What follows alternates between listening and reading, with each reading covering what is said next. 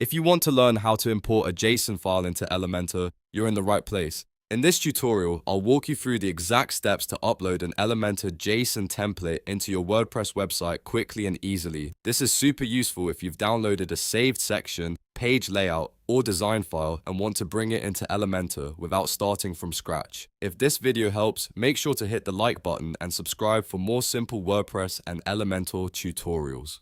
Alright, let's get into it. First, log into your WordPress dashboard. Once you're inside, look at the left-hand sidebar and find Elementor. Hover over it or click it, then choose Settings. This is where Elementor keeps important options for templates and site configuration. When the settings screen opens, you'll see several tabs across the top. Click on the Templates tab.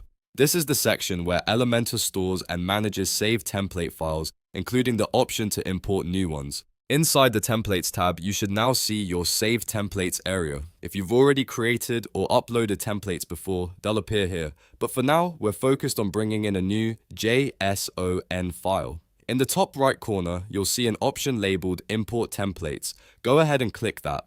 This opens the import tool that lets you upload your Elementor template file directly into the site.